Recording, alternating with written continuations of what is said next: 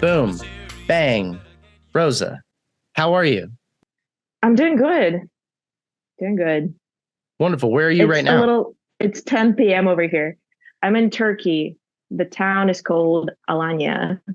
It's, um, oh my. I just realized that I do not know where geographically in Turkey it is. It's kind of, I mean, it's by the sea, the Mediterranean Sea.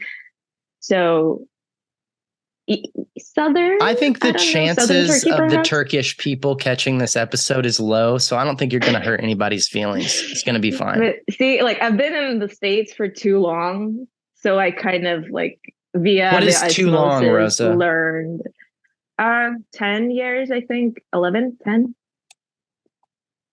Let's 10. back Yeah, up. because I came Let's in, start from yeah. the beginning because I don't want everyone to get lost on this journey. I'm going to lay it out kind of straight, hopefully. Where are you from? Right. I'm from Russia. You're from Russia originally. How long Yes. did you live in Russia? I was born there and I graduated high school there. Where in Russia? Kazan. It's the Republic of Tatarstan. It's I want to say West Central Russia, Okay. not too far from Moscow. It's kind of like if you think about Moscow to St. Petersburg, is just the same distance but in a different direction. Very much on that European side of the country. Yeah. Not Siberia. Right, Never been there. exactly. not it's cold, but it's not that cold. Yeah, it's perfect. That's why when I lived in New York, I was like, oh my God, this is what I know. Great. Your English seems impeccable. Did you grow up speaking English young? Thank you. Well, I went to a school and generally you start learning English second grade, I think, is when we do that. And I went to a school that had like a more in-depth program, and we were super lucky because in our high school years we had people who were native speakers from Canada, some people, I think some Like people from exchange like Mexico, and students. they said, yeah, not exchange student, like adults would come, Oh, and okay. our class would be just to hang out and chat, and that was fun. Wow. Yeah. And just try to pick up okay, in that regard, then are you just learning English, Russian, English, and other things as well? It seems like they would be teaching you other stuff if they're going that hard. We're Second also, grade? well, I'm from Tatarstan, which is a republic within Russia. Okay. And and Kazan, where I'm from, is the capital of Tatarstan. Okay. And Tatar language is also a governmentally official, like an official language of the republic. So you're supposed to study that in school as well. So that we learn or study And what is that starting language called one more beginning. time? Tatar. Tatar. Yeah, like the sauce, Okay. but without the R in the middle. Got So it. Tatar. yeah, yeah. So it's actually very similar to Turkish. Sometimes when Okay. people around here speak, I'm like, oh, I know that word. It's spelled a little differently, but Huh. like I can Okay. pick it up. Um, anyways, so in beginning first grade, you're supposed to study that language, but no one really takes it seriously enough because it's kind of like you don't really use it to talk It's and kind it's of not like, like and I don't know if cool. you know this, but in America, there used to be very popular for high school students to take Latin. It's pretty much Huh. gone. It's been gone. But like not that long ago, like our parents, they were like taking Latin in high school as a friend. And it was always a joke. No one took Yeah. Latin as like, you're going to go speak Latin somewhere. Cause where are you going to go do that? Like the church? Like, I don't know Yeah. where else you're going to speak Latin, but you would take it more as like an educational class, which kind of sounds like how everybody's talking about this language you're talking about. It's like, it's just part of the Yes. history. Plus, yeah, they want to keep the culture Keep it going. So alive. governmentally, Exactly. they're like trying to get us more involved with that. And Okay. some people speak it in their families. Because so my mom's mom is pure Tatar, and so I'm one quarter Tatar in that way. Um, Sometimes she would help me with my homework, and then her mom would practically only speak Tatar, like very little Russian. So sometimes we would talk that language, like I would speak that language to her. But outside of that, just young people don't really say it that much. Like, because I don't know, it does something to your brain. I heard the study. Oh, you're frozen? You're okay. No, you're Keep going. unfrozen. Great. Yeah. So I've heard about this study talking about cognition, and they studied people who only speak one language and studied bilinguals and more language more language speakers. And people who spoke multiple languages were more likely to agree with the point um, someone is making that doesn't perfectly match their own. So if we're having an So it's argument and you have literally a going to position make and you I have more open-minded if you will teach people exactly more language when they're young. yes, and That makes complete they sense to link me. it to the fact that, or you have like, you know, that this thing is a pineapple, right? And then that's how you call it. That's how you call it. Doesn't make pineapple not a pineapple. Like we Right. all know what this thing is. And we agree to the fact that it could be called many ways. Right. And there are many ways to approach it. So it's such a beautiful thing. And I wish we all could access that kind of knowledge, It's that kind of skill, fascinating, that kind of right? practice. Because Yeah. I know I like this subject matter a lot. And I talked to Sophia about this too, and about how specifically one of the things that's going on in America now, and it happens a lot, I would say in the maybe like 15 to 40 age range, right?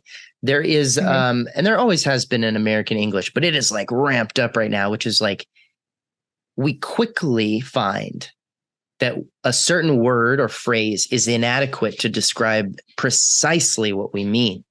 So we, Mm-hmm. instead of attempting to recontextualize or redefine that term or phrase, we come up with a brand new one that never existed before. Or even more confusing, we take a term that already means something in our language and now piggyback that to try to make it the new thing that we mean.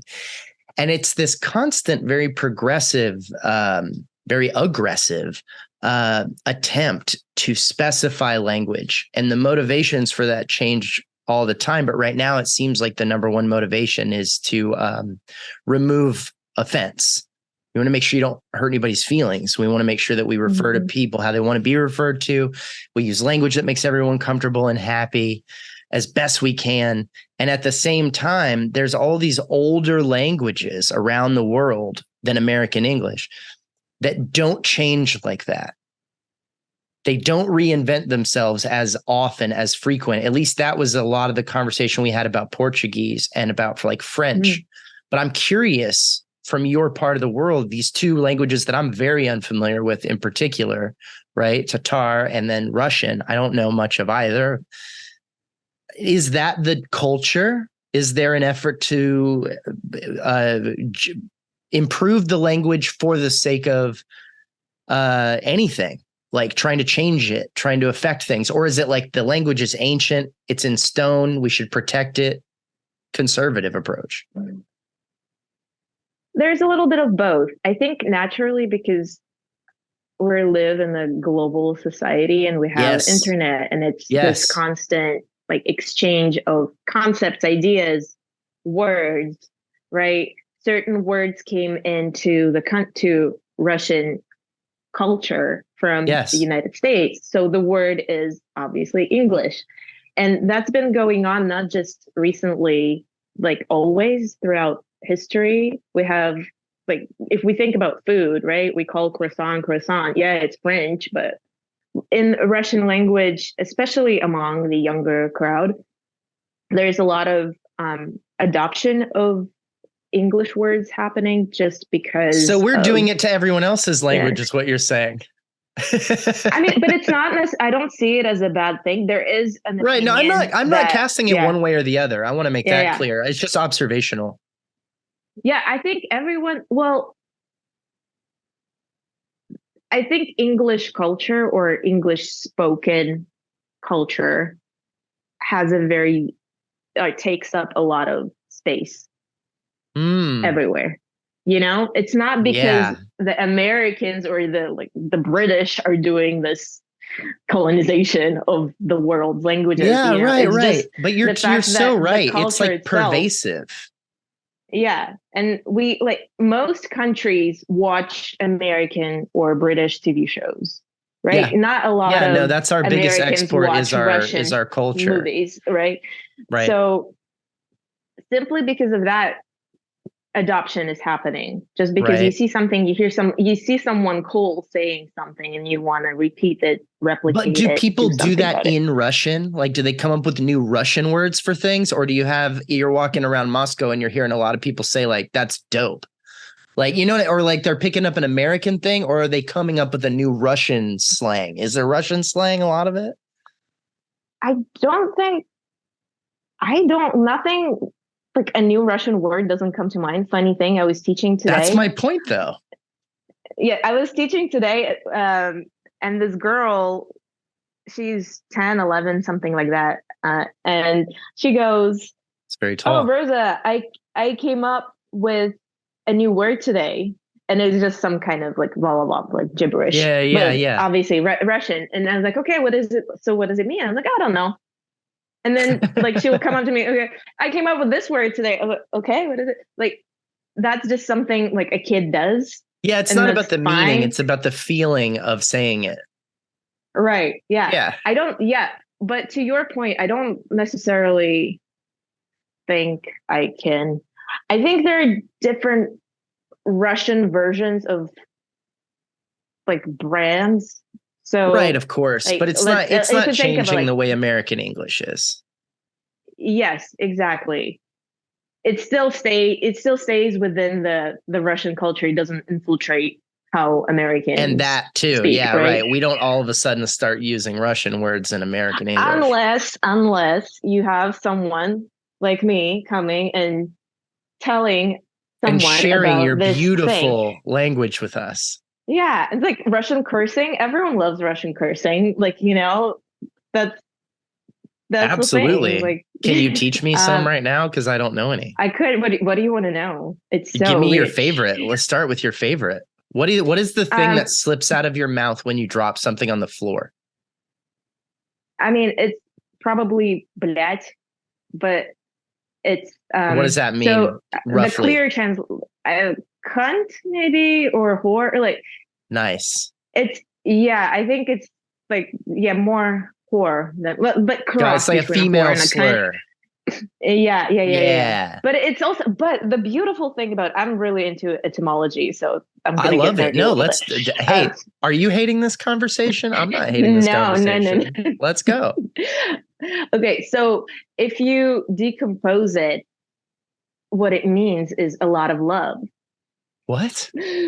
Yeah, so it's like there is a Russian in pagan in in old Slavic paganism. There are all these different gods, right? And then so Okay. the goddess, there are three goddesses that represent womanhood.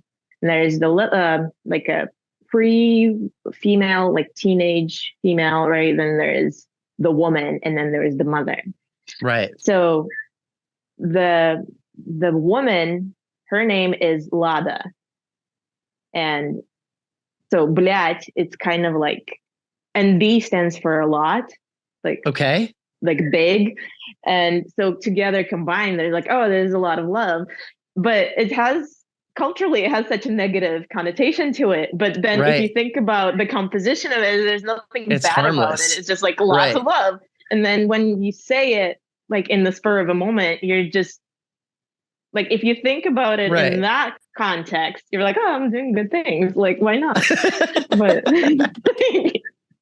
I'm doing yeah, good things with my life right now is what I feel. right. Like positive affirmations, right? Do you know about bollocks? Bollock sounds very It's very familiar, but I British. don't know. It's British English. Bollocks.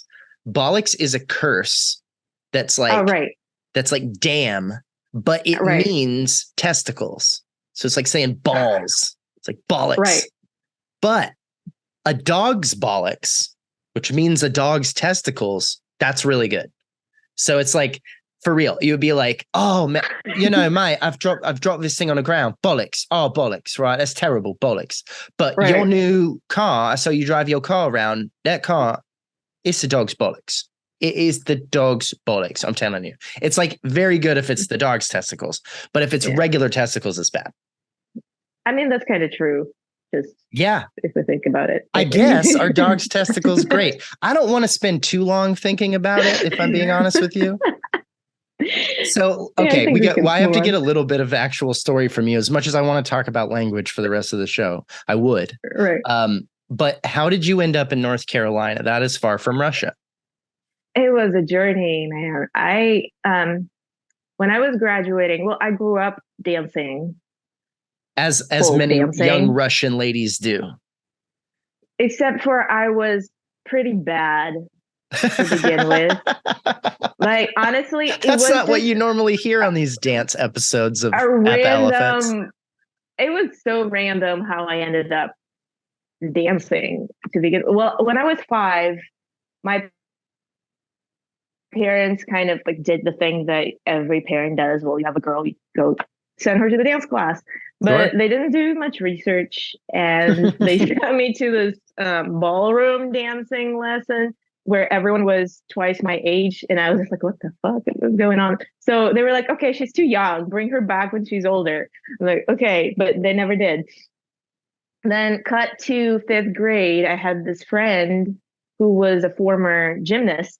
So she was great. She had the stretching and all, like the pointy feet, all the stuff. And she was like, yeah, I know of this really good school. Like, my parents want me to go, like, study there. It's like an after school situation. Yeah. And can you come with me? I was like, yeah, sure. Okay, fine, whatever. So I do. And then I end up signing up for the year with her. And it's a very like hardcore setup. Like, it was the school. I'm sure you like know a system where you have like a major company, and then that company has a school that prepares. It's it's like a feeder system. Business scheme, whatever. But they can be run both ethically and non-ethically. Exactly. Yeah. So I got lucky in that way because ours was like really intense and very committed to doing what they're there to do. Great. And there was a preparatory program, and then there were the courses they called. So you had and pretty much you're studying to be in the company once you reach a certain level or a certain age. So we signed up for the prep courses, and there is a mid-year exam. There's an exam in the winter before the winter break, and then at the end of the semesters. So after the exam is pretty much an open class, kind of like we had at NCSA. I don't know if you guys had that in drama, but after the first exam, one of the girls from the class got kicked out. Like, she didn't move on through the program. And I was like, to me, the whole thing was kind of like, whatever, like, I'm just there. We're passing time. You're there to support your friend, right? Yeah. And I wasn't great. Like, I knew I wasn't great. I was not the most like groovy person. I was like this like tall, limpy kid. And you seem like a groovy gal now, but go on. Yeah, I live with that now. Anyways, I come back the first class after the Christmas break, and the teacher tells me I'm 11, and she goes, they only kept you because you had long legs. That's it. I was like, okay. Thanks. And that really got under my skin. And I was like, you know what? Fuck you. I'm going to show you. And I start just like taking it really seriously. And then somehow, like, I got a split, and everyone was just like, when did that happen? And blah, blah, blah. So, and I don't remember like really working towards it. I just remember kind of like something in my head switched, and I was like, okay, I'm gonna like try now. And yeah, so lots has happened over my years at that school, and it so happened that I graduated the school the same time I graduated high school. cut back a little bit. My brother is a tennis player. Okay. Like back then, he's 7 years younger. So back then he was training hardcore, just big like early age Mm-hmm. hardcore training, and they were traveling all over the place trying to find a location where it's economically and also climate wise sustainable to have consistent training, good trainers, and opportunities to play. Because in Yeah. Russia, it wasn't really, it's still not that popular, or you have a lot of, Yeah. It's not nor hockey. there are a lot of, yeah, exactly. Hockey, soccer, like that's like Right. even basketball and volleyball are like pretty big, but tennis is not yet, at least. So at this time, my parents had a tourist visa in the US, so they went to Florida and they Oh, found like a Florida's a community. great place to play tennis. Exactly. They had like tournaments every weekend. They had Yeah, their trainers. They had the academy. There's it's just made for it basically. So that's absolutely. how I first went to the States, was because of him. It was a Christmas break. I just ended up going with them because How old were you? go to America. I was 17. Yes, it was Nice. like Christmas break of my senior year in high school. So it You know was what I love boring. about the I was story like, so far? Can I share? Can I yeah, share with you what I love about sure. this story so far? Yeah. I spent 6 seasons on Dancing with the Stars as a producer. And then I also did a season of So You Think You Can Dance. And I've just worked a lot around the like competitive ballroom and Hmm. kind of contemporary dance worlds. So like not ballet, but most of the other stuff. And I've worked with a lot of Russian dancers, like a lot of them, Hmm. a lot of Russian ballroom dancers. A couple of them are Ukrainian, but there's many Russian. Point being, a lot of times when amateurs, pro am as they call it for those listening, when you have a pro that's paired up with a more amateur dancer, which is what Dancing with the Stars, for example, is. It is a pro am competition. You got a pro, and then you got someone who has no idea what they're doing, and they're supposed to learn. When the American celebrities would be paired with a Russian dancer as their partner, who is also their teacher, who's also their choreographer, they would have a very different experience from the British dance pros or the girls from Utah. It was very different. And most of the Russian teachers were men, not all of them, but most of the Russian pros are men. And so they've American female partners, and they're hard on them, universally, famously hard on them, very hard on Yeah. them, faster, more, again. It's like they're brutal. But when I was watching it, I was thinking about when I was at school and some of the dance classes I had one dance class that was like kind of challenging. I was always terrible. I'm a terrible dancer, but you got to take the classes. And I've been taking the classes like since I was like seventh grade. So like I've always been in these classes. I've always been bad at them, but I never really had hardcore teachers until I got to school and they were a little bit more intense. And you told this story, bringing it back to your story. You sign up for dance on some bullshit. It's not that interesting to you, really. But you're like, whatever. It's not nothing. You go, you end up sticking around, and this teacher is mean to you when you're a little kid. She says a mean thing to you that's like, you're not talented. It is only because of your genetic roll of the dice that you're even in this fucking room. And I feel like you, a child, needs to hear that right now. It's a very interesting choice for a lot of people to hear that. You have two pretty obvious choices when you hear that, right? I mean, anyone can hear that story and know you got two choices. You can take the method that you chose. You can choose to be like, oh, fuck you. Like, I'll show you why I'm in this goddamn class. I could have half the legs and still fucking like, shut up. And I love that. First of all, I love that. I think that makes you a really cool person. That's just my opinion. The other choice is to go home and to tell your mom or your dad that the teacher was mean to you and you don't want to do this anymore Because if this is what it's going to be like, I never even wanted to do this in the first place. I was only there to support my friend. It's not even that interesting. I'm not even that fucking good. I constantly watch these other girls be like good, and I'm not. And then this lady's going to be mean to me, kick me when I'm down and make fun of my body. Like, I'm not going anymore. I'm not doing this. And I think anyone would hear that choice and have no leg to stand on by calling you out and saying you did the wrong thing. Like, yeah, that sucks. Why would you want to do that? But that's not what you did. You didn't do that. You actively chose the opposite thing, the first thing I said, and now it is what you do with so much of your life and your passion and your love. When I watched these Russian teachers tear these girls apart, basically, trying to just make them good dancers, that's their only motivation. They're not like trying to be mean people. They don't care about that. They have money. They're on TV. They're not like miserable. They're not here to just like fuck other people's lives up. They want them to win. They're trying to teach them how to be good. And their only methodology, almost universally on the Russian side, is your teacher's approach. Be a little mean. Kick them in the pants a little bit. Get them to say, nah, fuck you. But that doesn't land on everybody. There's lots of people that you try that method on and they choose the second thing. They're like, this is too hard. That's not what I signed up for. I don't know why you're being mean to me. I'm going to go home. The choice that you made impacted you quite heavily, I would say, don't you think?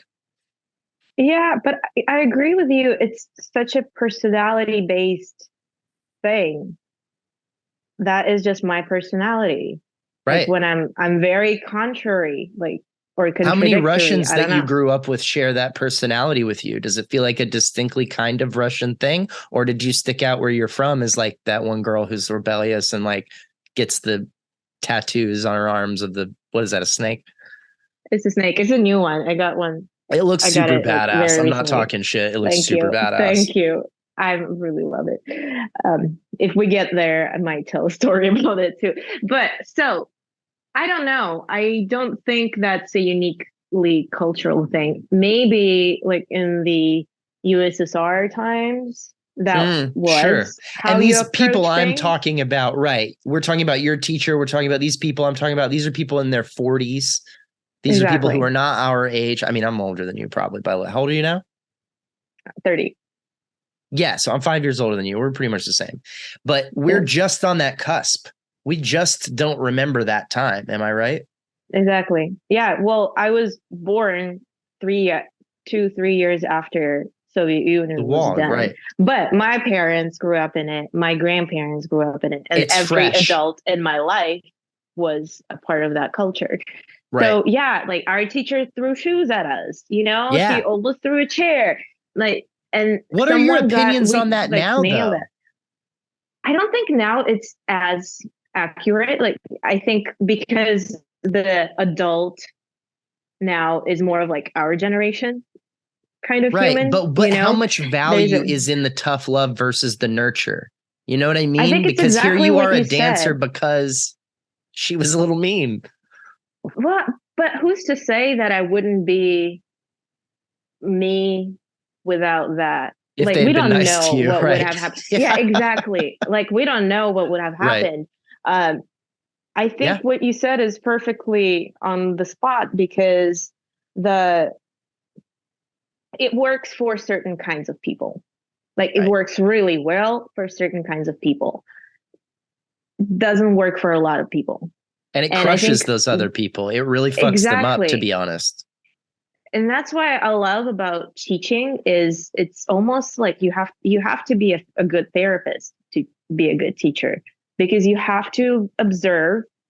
And if your goal is to share the knowledge or the skill that you're sharing, right, most effectively, it's not about you or how you choose to, what worked for you. It's about listening, observing, and noticing what works for every person in the room, and then choosing the strategy that works for them. So I don't know. Yes, it's effective. Like, yeah, the answer is yes, it's effective for some people. I think the real skill, I'm with you on that. And I think you're right. I think the real skill is the speed at which you can assess which one Right. of those methodologies is going to be the most impactful on this person. Exactly. And it's Do you tough think to that do when lady it's like knew that it would 30 work on you, kids. or do you think she's just a mean lady? I don't think, no, I don't think she was mean. I think that's what she knew in Yeah, her life. Like, that's her right, strategy. right. And I think she left the school a couple years after that and then came back. Or there was one night where I forgot we didn't have class and I showed up and then she Mm, was just finishing up and leaving. And it was so a couple years after I started, and she just looked at me and she gave me she told me these very sweet words about like, oh, you've changed so much and blah blah blah. You like look nothing like you walked in. And she kind of like mocked my posture, and but it was very soft and warm and nice. So I don't think she had bad intentions right. or was malicious about it. No, she was just, that's her strategy. That's how she was trained. That's what she knows works. It's just, it just so happens that we now know that other things work too. Yeah, And we I think get that's to well put. choose the approach. Yeah. Well, and it's tough, right? Because I think this is a conversation I'm having a lot right now with people, which is how do we figure out which one to do when? That's the big Mm, thing where I think we're the most confused about right now. Because I'm with huh. you. I don't think we revolutionize the whole thing and say, oh, let's throw out all the tough love and only be support and kiss everyone's ass. That's not going to work for everybody. There's going to be people like you. And No, honestly, people like me who are like, I don't just need compliments. Like, I want to I'm get bored. better. Yeah. Yeah. And that's not everybody, some people, but here's the problem is that I feel like sometimes, and we're in a culture of this right now, and it'll pendulum, I think it'll swing back. Hmm. But right now we're in a place where in a lot of educational environments, whether it's less in high schools and stuff, because that curriculum is really dictated by adults and superintendents in a really different way. But in the secondary education, whether it's conservatory or liberal arts or whatever, all the way from Harvard to UNCSA, it's like there's a lot of culture changing in the students having a voice in their Hmm. education, like what education they're buying, which at the cost, I can't blame them.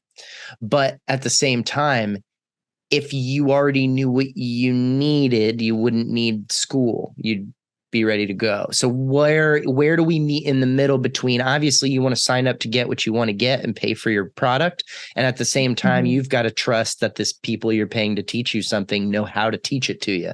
Otherwise, why the fuck would you be there?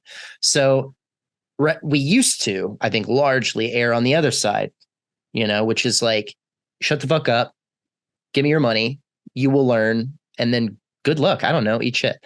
Now we're on the side where this like the students are like, I will not stand for being taught this way. It is not acceptable to me. And I only want to be taught Hmm. these ways. Obviously, we got to find our way in the middle here. Obviously, because we can't have a bunch of 19-year-olds setting the course curriculum for the entire country in every program. Like that doesn't make any sense. Right. Experts exist for a reason. So, and some people work really hard to become those experts and then only to have their Yeah. expertise thrown out in the voice of like, that doesn't make me feel good. But I think you're absolutely right to say, like, how do we figure out what works for whom? I remember when Hmm. I was in school, I was one of Gerald Friedman's last directing students, and he was kind of notorious before I got there, and while he was my teacher, though he'd had a stroke, so the situation was different.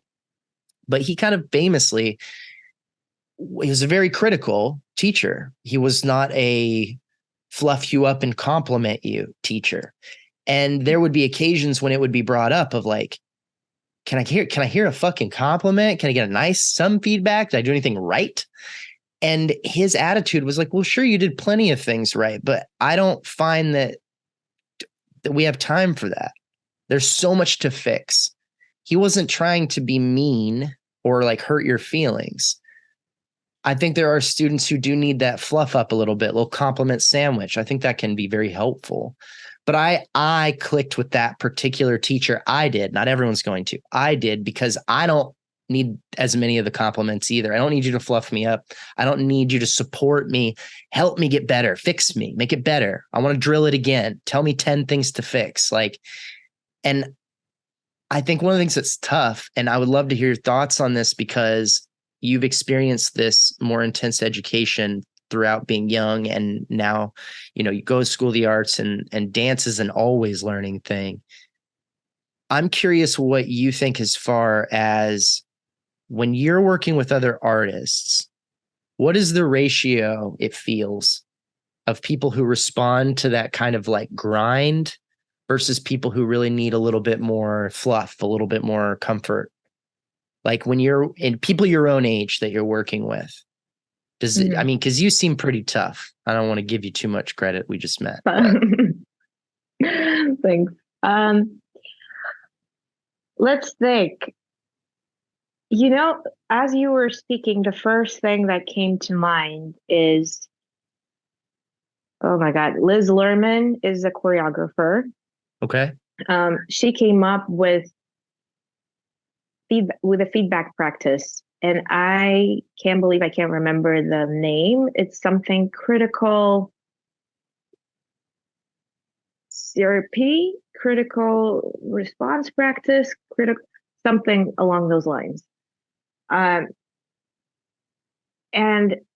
a lot of artists in my vicinity are working within that kind of parameters where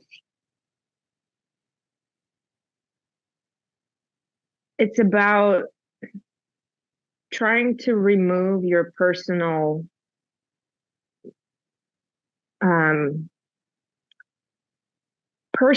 favorable things that you personally find favorable. Yes. And look at the piece of work that we're experiencing or the process that we're a part of from a perspective of what that process or what that art piece needs rather than what you think it should be. Yeah. So that is the approach that I would prefer in my practices because one, it requires of me to know what I need, and that's work that I should be doing, right? Two, it requires me to be clear in my communication on how I would like to. But you're one of these open-minded, multilingual people who's going to do the work yourself. And that's what I'm kind of, that's what I'm fascinated by because you see what I'm pushing at here. Yes. The irony is like, you're asking me, the Rosa, right? What are you like observing? What do you prefer? Well, and here I am telling you what I prefer and what I observe because you end up attracting people that are similar, or you end up working well with people that understand this, like speak the same language in that department, right?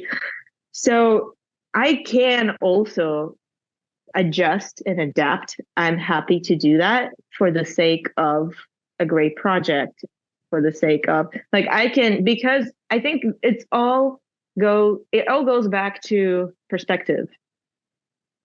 You have an experience working with that kind of approach, right? Where it's highly disciplined. You're told exactly what to do. But those parameters also give you a place to, or a space to, or a frame to rebel in. Because when you have a strong push, you're there to push back or be crashed by the push. So in that experience, you learn that, oh, when that happens, I tend to push back, or in that happens, I tend to fold. And then you have an experience with someone softer. And what happens when you have an experience with that? Do you like it? Do you not like it? Does it matter if you like it or not like it? About yourself that's the thing. Is your family, like the unit you were raised in, are they as emotionally intelligent and articulate as you are? We're trying. I try. They're Russians, after all. I say with all due respect. Yeah, I think they've evolved.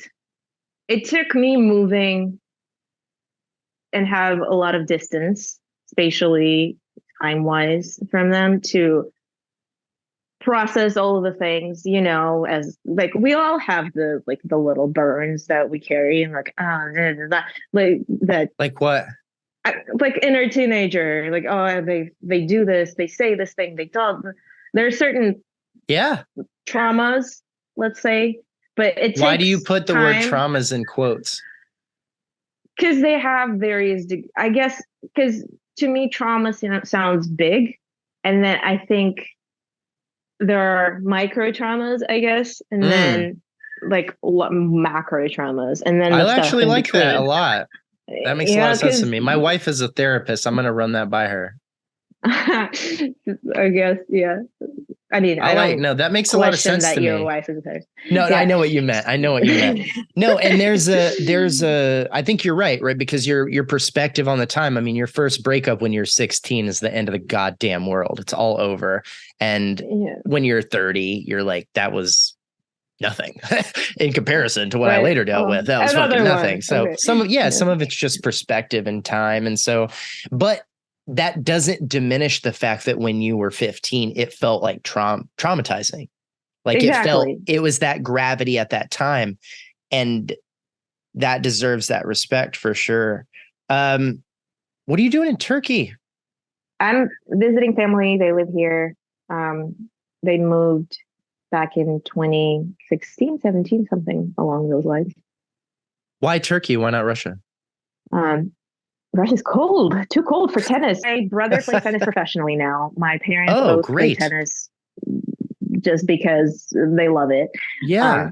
So they're at a stage of their life where they can be away from their obligations in Kazan. So um, great for them. They're honestly they love their life. I mean, they're um, complain about random shit, but like Who doesn't? generally they're pretty satisfied with the setup, except for everything got really expensive here over the span of the last 2 years, like Right. astronomically, but all over Yeah. the world too. So it's not really unique Yeah, but that to here. Mediterranean region really suffered from the supply chain stuff. That really messed things up over there.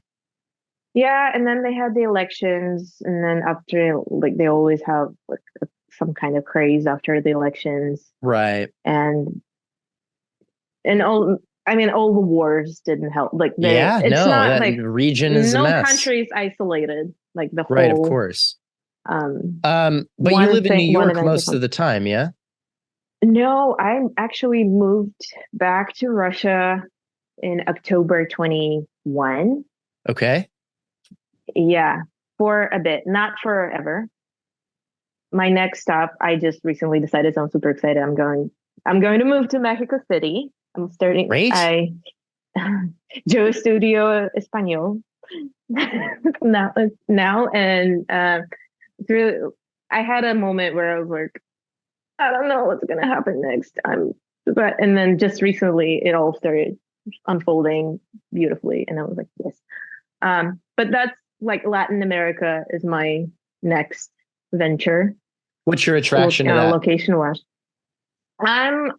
So the reason I left New York, it was post COVID, right? Like I Mm-hmm. did COVID in New York City. That was Fun. wild, but also, yeah, very interesting. Um, and then I was getting tired of, I had different projects going on, self-motivated projects that I felt like I didn't have the time or the energy or the financial resources to really go into for real. Like it all felt like I was just like scratching the surface and I just don't Right. have the space for it. And my visa was coming to an end. And then I was like, speaking of reapplying and doing, I just imagined how much money that's going to be, how much printing paper that's going to be, how much. And because of COVID, I didn't have much more to back up why I'm so valuable to the States, Of like course. artistically. So I was like, why do I don't need to do this.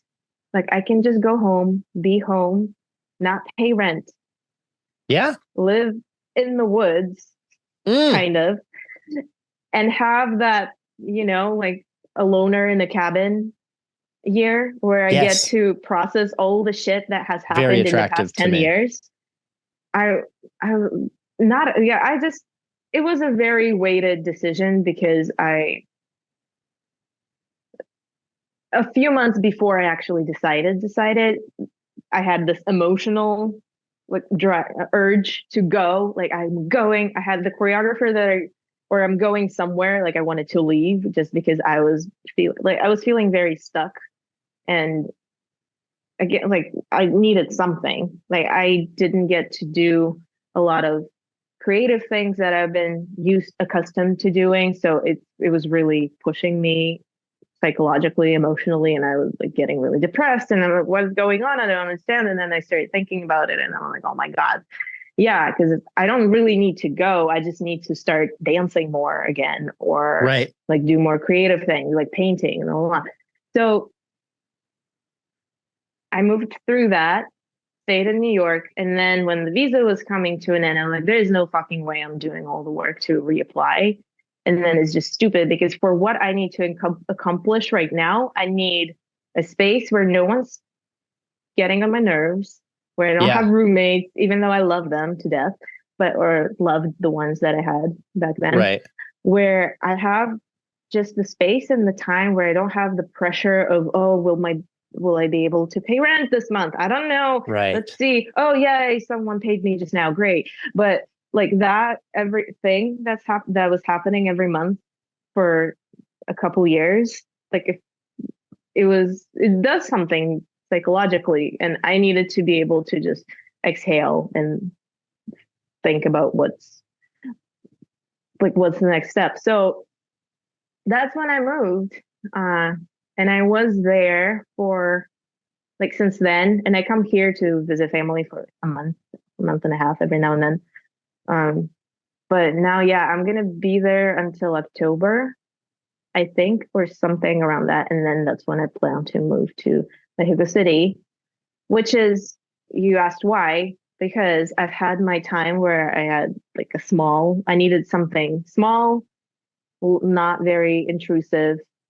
I've had that. Now I need a city back. Like I need that Yeah. like very thriving cultural place with a lot of people from all over the place, with like basically New York, but not as expensive. And I Yeah. started researching, and the Mexico City is a visa, great choice. right. And visa, like I can live there for 6 months without like an issue. I don't need They welcome anything. you. Exactly. And that is so great. And I have friends in Mexico yeah, City. When you get there, you let me know. I'll hook you up. There's some cool ass I people I out would there. love that. Maybe even before that, if you You got can, it. because I'm trying, yeah, because I'm trying to like No, cast I'm my talking to them webs later beforehand. today. Ironically Oh, enough. great. Yeah. So That's I'll awesome. drop the line for sure. And with a Thank name you. like Rosa, you're going to do very well in Mexico. I know. You're so set up. You're Everyone not going to thought have to explain like, Natalia to anybody. You know, it's very easy. right. Yeah, I lucked out with the name because even in the States, no one really thought I said like lucked out. Like I could pass for a non-international person Right, right. just with the English, and then with An American, I think, is I the kind of language you're look. looking for. Yeah. I guess, yeah. What is an American? They look like whatever. That's one of the Right. fun things about us. No, I really think that's exciting for you. And I think another thing too, that, like I said before, I think before we started rolling, but I work all the time with people who are immigrating, and my wife is the child of immigrants. And that conversation is relevant in my life, like all the time. And one of the things that I think is beautiful about what you're doing is saying, I did New York, and I did the college thing, and I got all the training, and I've done that. It's not to say I'm done doing it forever, but I like to think of places like New York. LA is kind of like this too, but man, New York just feels like this to me. Almost like a video game, that you play on your phone that's like mindless. Like you ever play like one of those running games where like your guy's running, you gotta go to the left and go to the right, and you like get the coins or whatever, and you see people like swiping. Right. It's not that hard of a game, but it is a game that like you have to pay attention to it. If you look away and you're like, what? Dunk, you're like dead instantly. But as long as you're paying attention to it and you're swiping left and right and you're kind of just dodging the shit and picking up the coins, you could just keep going forever. Right. That's kind of what New York feels like for me, which is like, but the game is like an add-on to your whole life. So it's like trying to live your life, but you can never look away from the fucking game for like a second to do anything else because you're like, oh shit, I don't have to pay the fucking rent. You know, it's like, oh no, the subway left and now I get like, there's just something about that city that feels like if you look away or if you lose focus or whatever, and that's just a lot of pressure. I'm like, I need to take the whole weekend off, not looking at the fucking game, just not focused, don't care, smoke some weed, chill out, like nothing's due. Like, leave me alone. Like I have to have that space and that balance. And then later I can play the game again, you know, with more focus. But when it never relents, how do you rest? That's exactly what I was going to say, because in a way, New York is that tough teacher that keeps well put getting on your ass. Right. Look at you. And it works when you have the choice to opt out for it a little bit, but you don't really. And then here's your answer where it's like, oh, what do we need? There we go. Yeah. And it's impossible. Like, it's impossible to exit because, like, yeah, you look away and you miss a lot. Yeah. And some people, you know, they're really good at, they're just like, yeah, man, swipe. Well, okay. All right. I'm swipe. And they're on it and they can clock it and they can do that like they're spinning plates or like they're working a fast shift at a restaurant. And I've got so many, I mean, we must have so many friends that we love so much who live that life every fucking day. Like there's no world where we don't have a bunch of those and probably some in common, some of the same people. And it's like they have built their life around never putting the game down. They love the game. The game is part of maybe what they like about it. And it's so funny because you and I both connected on how we enjoy the tough love. We like the push, but we both were like, God damn. It's also age. That's a lot. I think. Yeah. Like, well, yeah, but I got friends 5 years older like, than me who live in the city who are still fucking with it like it's nothing. It seems like it's nothing to them. Energetical age, let's say. Like, right. Thank you. Oh, I'm 48 in my head for sure. Yeah. Well, I've been told I'm a grandpa many, many ways. Oh, yeah. I'm getting the old soul vibe, which really just means you're a weird person. Right. No, we have that in common. That is amazing. And I think that it's, I say amazing. I think it's amazing that you seem so self-aware and you seem like you really know how to take care of yourself artistically, despite the hurdles that maybe get thrown at you one way or another from one country or person or another. And that is invaluable. I mean, it is just, it is just like something that is so hard to teach. The fact that all the way back, and clearly it's been your whole life. Like when you tell that story of when you're a little girl in the class and the ladies like your legs, whatever, like you tell that story and you make that choice to say, no, I'm going to prove her wrong versus I'm going to prove her right. Honestly, those are really only, those are the only two versions of that story. You either go to prove her right or you prove her wrong. And you made the choice you did. You have to have a self-awareness, I think, to make that choice, because what you've brought up several times throughout this conversation is when you are faced with that situation, whatever it is, you turn inward. It's not that lady's fault. It's not the teacher's fault. It's not the other dancer's fault or the other person, or even, you know, the visa people or whatever the hurdle is. You go, all right, fine. If that's my score on the scoreboard, I'm going to get back to it and I'm going to figure out how to score higher. You don't spend too much time, it doesn't seem like, twirling in this sucks. You don't seem to hang out there very long. I twirl. Like, I think we all do a little, but you tell me how yeah, much it messes your life up. I think to me, when I start twirling, that's the sign that a change is coming. Like interesting. When I feel like I'm terrified to do something, when I feel like I've just there is that you know how we all love being wrong, right? Like, or I do. like we know, like you think you live work life thinking this is the reality or this is the thing, this is the truth, and then something happens and you're like, fuck, my whole life is a lie. Yeah. Like, okay, I but unironically love that shit. For real. exactly, because then you're like, oh my god, there's so much more, Exactly. right? But I'm gonna say, okay, I'm gonna say it.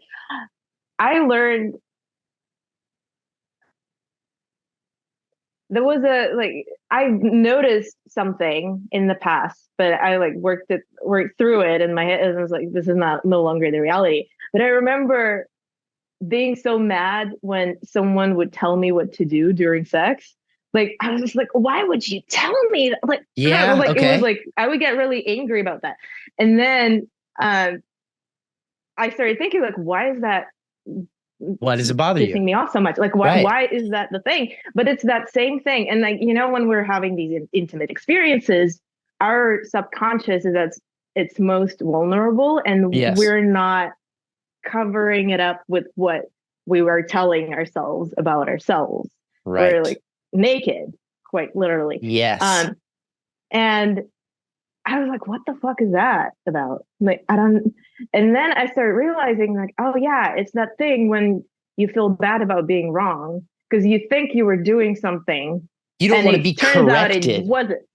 It's Exactly. not that Exactly. you don't mind doing the thing you're being bossed to told to do. You're just like, what was wrong with what the fuck I was doing before? Exactly. And that, and I was like, oh, and yeah, because I don't want to like I have this like high expectation of myself of always being wrong, always doing the right thing, or blah, blah, Mm, blah. And we just want to like I just want to be. I get mad when I don't know something. I'm like, okay, yeah. I'm gonna learn this thing now. Yeah. But it's this quality, and I'm like, oh my god, but they're helping me. And every time someone's telling me something or correcting me in some way Yeah. or like giving me feedback, they're most of the time, unless they're assholes, they're they're doing it from a place of wanting to help Right. most of the time. Yeah. So That or they're wanting to help themselves, which might be a thing you want to do. exactly. Or yeah, or they have this knowledge and they want to share it in order to be validated. They're like, oh, I'm useful. Here we go. Yeah. So I can take a step back and be like, oh, that's what's happening. Okay, what do I need this? Do I want this?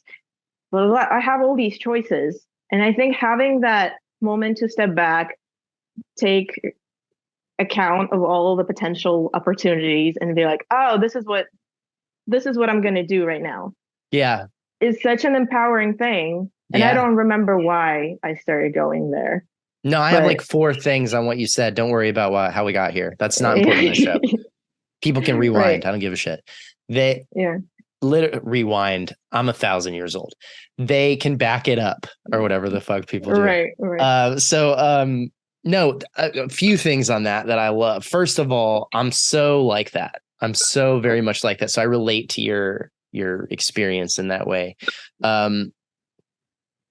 Since you were vulnerable and shared something, I'll share something that I think mirrors it so that we're both on the record here. But I have this is embarrassing. I have the inverse problem where like before sex, I have all these ideas of things I'm going to do because that's who I think I am. And then I get in the moment and I'm too nice. And I want to be like, yeah, fucking, but I can't do it. I'm like, please, like it's hard not to say please and shit. Or I'm like, just too nice of a person. I wish I wasn't clearly, but I am. The other thing I was going to say is I think that there's a tremendous amount of power, especially for people like us. And this doesn't matter to everybody, but for people like us who have that thing going off in your head of like, don't be wrong, or why don't you know that shit? Or don't let anyone find out you don't know that shit. That's my big one. I don't mind not Mm. knowing. I'll figure it out later, but I don't want anyone to know I don't know. That was my thing for Mm. a long time. It took me probably I've until been my there. Yeah. early 30s to start, and I've talked about this on a recent episode. It took to my early 30s to start being like, if someone says something and I don't know what it is, like they reference a play I've never heard of, or an author, or a music, or a politician, whatever, and they're like, buh, buh, buh, buh, buh, Pete Buttigieg, and I like don't know who Pete Buttigieg is. I'm like, I'm sorry, what is that? Like I'll just flat out pause. So sorry to interrupt. What the fuck is that? Because you're So talking about it freeing. like I know. And it took me forever because for years I would be like, oh, yeah, totally. Yeah, I definitely know what that is. And like fucking just could find out. Anyway. I used to do that when like my early English speaking years, probably Well, and the yeah, that's another UNTSA barrier times, to that. where I'd be at the bar and like, okay, speaking English is fine, but then when the loud music is like lip reading English is not great. And Like, cultural references too. You're trying to make sure you saw the thing that they're just assuming you saw. And like that, I'm with you. It yeah, is so freeing, like you said, to let go of that.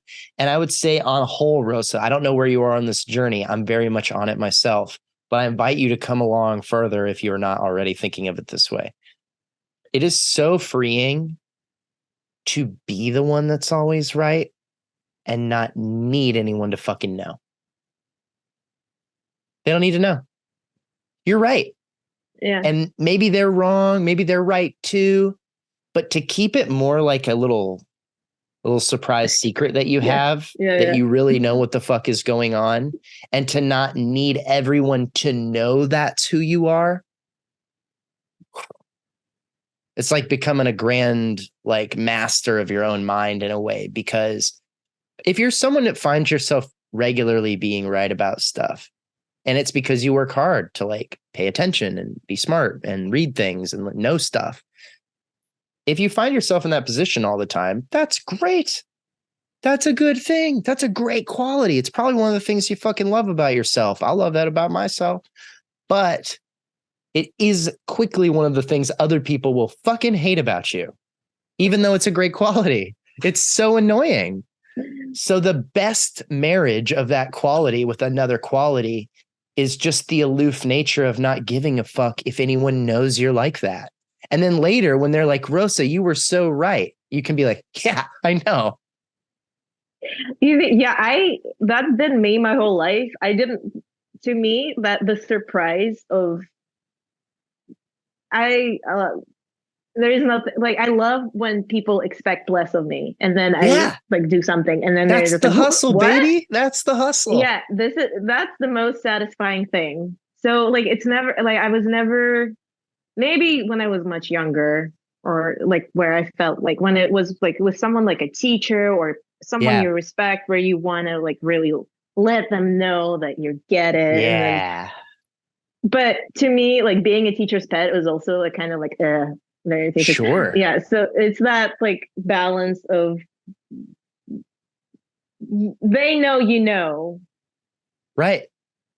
but no one else has to know kind of thing, where like, and people are observant, like people who are observing, they see things And the right people away. who won't observe it won't appreciate that that's who you are anyway, because Exactly. they don't fucking So think about shit like that. They'll just be like, oh, wow, right. Rose is so smart. And that'll be like as far as they ever think about it. Yeah. I have had such a fun time talking to you. I don't have a lot more time, so I've got to wrap this up, but I thought this was a blast. What do you think? Yeah, I same. We never answered the question of how I got to North Carolina, but uh, some other time. Some other time. It's going to be Right. great. I mean, we still kind of got there in the big scheme of things, and I think we answered that Right. question on a very broad strokes way, which of course I would love to have you on again and talk more and get Oh, into some detail. that was not me trying to No, get on it again. wasn't, and That I was didn't just take it as a self-invite, but I'm giving you an invite. You're okay. 100% welcome back, Oh, and thank you. I would love to talk to you more. But I think that we did talk about that as a whole, which is like, Yeah. we start off with the inadvertent passion for your art form is my favorite thing, I think, about your story, is the like it wasn't on purpose in the beginning. and then kind of it being born out of rebellion. I'll tell you this. This is my favorite thing about this, because I just thought about it, and this is my wrap up, and then we'll get in the details next time. Okay. This whole thing about people giving you critique and people being like bringing you the tough love and you being like not in favor of that. I think you did yourself a big favor with the snake tattoo. Because I think giving bad news or criticism to the chick with the snake arm tattoo is harder than the non-snake arm tattoo girl. Yeah. Yeah. You'd be one of the reasons they got it. Could you go tell her she screwed up? Which one? The one with the scales running up her arm and the rattle on her wrist. Tell her she did a bad job. They can. Just man, they're going to get that face when they do it too. Oh man. Yikes. Rosa, thank you so much for talking to me. This was super fun. Thank you. Same. All right. We'll have you back soon.